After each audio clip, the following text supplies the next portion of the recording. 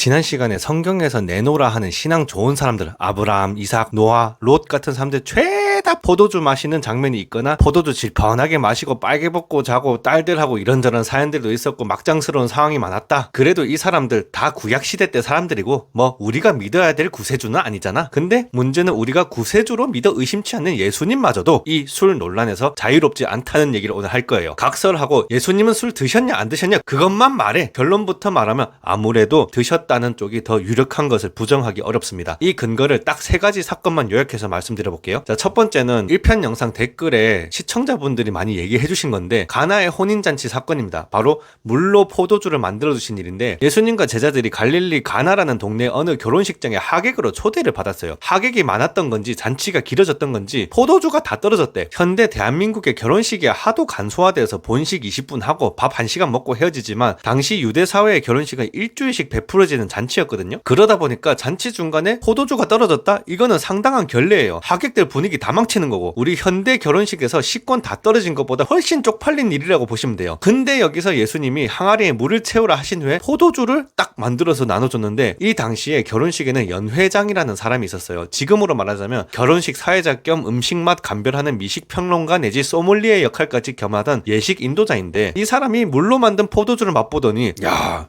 보통은 초반에 좋은 술 내온 다음에 하객들 좀 취하고 정신 없어지면 대충 그때 싸구려 술 먹이는 게 국룰인데 이 포도주 대체 누가 가져온 거냐? 내가 포도주 감별사 경력 20년 차인데 야 완전 최상급 포도주다. 결혼식 막바지에 이렇게 최상품 포도주를 내오는 건 처음 본다 하면서 감탄을 한 거예요. 만약에 예수님이 만들어주신 게 알코올이 없는 맹탕 포도주스 같은 물건이었다면 와인 소믈리에급 되는 연회장이 저런 극찬을 할 리가 없었겠죠. 물론 이 가나의 혼인잔치 이야기에서는 예수님이 포도주를 만드는 기적을 보여주신 거지 그걸 갖다 퍼마셨다는 얘기는 없습니다. 그러나 술 자체가 그렇게 죄악시 되어야 하는 물건이라면 예수님이 결혼식 잔치를 위해서 굳이 그 죄악의 물건인 포도주를 만들어주는 기적을 왜 보이셨는가? 의문은 남죠. 포도주 자체가 죄고 음주 자체가 죄라면 이 기적을 보여주신 거는 예수님이 사람들을 죄의 일부로 빠뜨렸다는 것밖에 안 되죠. 두 번째는 예수님이 당대의 사람들에게 받았던 평가입니다. 마태복음 11장 19절에 보면 인자는 와서 먹고 마심에 사람들이 말하기를 보라 먹기를 탐하고 포도주를 즐기는 사람이요 세리와 죄인의 친구로다 하니 이런 구절이 있어요. 우리가 믿고 사랑하는 예수님께서 그 시대 사람들한테는 사실 평가가 좋지 않았다는 거예요. 요새식으로 말하면 사회 하층민들하고만 어울려 지내면서 돼지같이 처먹으러 다니기 바쁘고 술도 어찌나 퍼마셔야 되는지 방탕하기 그지없다. 거의 이 정도 수위 표현이라고 보시면 돼요. 그러거든요. 물론 이런 소문이 있었다고 해서 예수님이 정말로 방탕하게 사셨다는 것은 아닙니다. 예수님은 사회적 약자와 하층민들도 구원하기 위해서 어울려 주신 거지 단순히 유흥을 즐기기 위해서 다니신 건 아니거든요. 하지만 예수님이 실제로 사회 하층민들과 식사 자리 자체를 많이 가지셨던 건 사실입니다. 그리고 식사 장면이 나오는 성경 구절에는 포도주를 두셨다라는 구절은 안 나오지만 당시 유대인들의 주식은 떡과 포도주였고 물 같은 경우는 보통 끓이거나 정화하지 않아서 위생적으로 위험할 수 있었거든요. 그래서 알코올이 들어간 포도주가 오히려 유대인들의 보편적인 식사 음료였습니다. 포도주는 단순한 술이 아니고 주식의 일부였다는 거죠. 고로 예수님께서 그들과 어울리기 위해서 식사 자리를 가지셨다면 자연스레 포도주도 드셨다는 걸 추측할 수 있는 겁니다. 자, 마지막 세 번째는 예수님에 대한 가장 유명한 장면인 최후의 만찬이에요. 제자들을 모아놓고 이 떡은 나의 살이요 이 잔은 나의 피다 하면서 떡과 포도주를 나눠주시는 유명한 장면이죠. 그런데 사실 이 최후의 만찬 장면에서는 직접적으로 포도주라는 표현이 안 나온다는 게 좀 논란거리긴 해요. 포도주 대신 이 잔을 받아 마시라 라던가 내가 이 이후로는 다시는 포도나무에서 난 것을 먹지 아니하리라 이런 표현만 있거든요. 이런 애매모호함이 금주를 강조하는 분들에게는 봐라 최후의 만찬 때 어디 포도주를 드셨다고 돼 있냐 저거는 포도즙일 수도 있다 이런 강력한 근거가 돼요. 하지만 보세요. 이 최후의 만찬이 어떤 전통을 따라 행해진 거냐 바로 유대교의 전통절기인 유월절 전통을 따라서 행해진 거예요. 유월절이 뭐냐 이집트의 노예로 잡혀갔던 유대인들이 모세를 따라서 이집트에서 해방된 것을 기념하는 절기거든요. 대한민국으로 치면 광복절이라고 보시면 돼요. 예수님이 최후의 만찬을 준비하면서 바로 이 유월절을 언급하시는 대목이 나와요. 누가복음 22장 15절 이르시되 내가 고난을 받기 전에 너희와 함께 이 유월절을 먹기를 원하고 원하였노라. 그리고 결정적으로 기존 유대교 전통에서 유월절은 어떤 절차가 있느냐 유월절 만찬이라고 해서 발효시키지 않고 만든 떡 즉 무교병 그리고 포도주 4잔 양고기 쓴 나물을 먹는 풍습이 있었습니다. 예수님도 이 유월절 만찬의 필수 음식인 떡과 포도주를 먹는 풍습을 그대로 가져와서 마치 이스라엘 민족이 모세로 인해 이집트의 노예살이에서 해방되었듯이 최후의 만찬이라는 사건을 통해서 자신의 십자가 대속으로 만인이 죄에서 해방될 것임을 암시하신 거거든요. 전통적으로 유월절 만찬에 쓰였던 포도주는 당연히 포도즙이 아니었습니다. 구약 성서 여러 문헌을 뒤져봐도 역시 발효되어 알코올이 있는 포도주였고요. 그리고 이 유월절 만찬의 형태를 그대로 계승한 최후의 만찬의 포도주 역시 포도즙이라고 보기에는 역사적 문화적으로 상당히 무리가 있다는 거예요. 즉 예수님도 유월절 규례에 따라서 최후의 만찬 때 알코올이 있는 포도주를 제자들과 함께 드셨다라고 추측을 할 수 있는 부분입니다. 자, 그리고 예수님에 관한 얘기는 아니지만 예수님 이후에 활동했던 제자 중에서 사도 바울과 디모데라는 사람이 있어요. 이 사도 바울은 사도행전을 비롯한 신약 성경 대부분을 쓴 사람이고 디모데 또한 디모데전서, 디모데후서를 집필한 예수님 제자죠. 이 디모데라는 제자가 위장병이 있었는데 사도 바울이 디모데한테 네 위장병을 고치기 위해서 포도주를 조금씩 먹는 게 어떠니라고 권고하는 부분이 나와요. 참고로 이 디모데라는 제자가 어떤 포지션이냐, 지금으로 따지면 3대째 크리스찬 집안의 아들, 아빠도 목사, 할아버지도 목사, 할머니는 뭐 전도사, 이런 분위기라고 보시면 돼요. 그러니까 어렸을 때부터 얼마나 경건했겠습니까? 당연히 술을 입에 댄다는 것 자체가 굉장한 도전인 거예요. 그런데 이런 디모데한테 무려 사도 바울 선생께서 나도 너 경건 좋아하는 거 알아. 근데 너무 경건만 앞세우지 말고 네 건강을 위해서 포도주도 조금씩 먹고 그러는 게 나라고 조언을 해준 겁니다. 이쯤 살펴보니까 어떤 거예요? 당장 성경에서 내놓으라 하는 인물들도 포도주와 한 다리, 두 다리 걸치고 있고 예수님 본인도 여기서 완전히 자유로웠다기 보기 어려운 것 같고 예수님 이후에 제자들까지도 무조건 포도주를 금지하지는 않았던 걸로 보이잖아요. 대체 우리 보고 어쩌라는 걸까요? 그런데 여기서 끝나는 게 아닙니다. 요새는 교회 안 다니는 이방인 분들도 똑똑해지셔가지고 제가 말했던 이런 걸 알고 있는 분들이 가끔 있어요. 그분들이 이런 성경 내용 가지고 술을 안 먹는 교회 사람을 시험한다니까요. 그래서 다음 시간에는 이렇게 시험하는 말이 과연 타당한가, 그래서 내가 경건을 위해서 술을 안 먹는 걸 계속 해야 되는가 말아야 되는가, 이 얘기를 진지하게 해볼게요.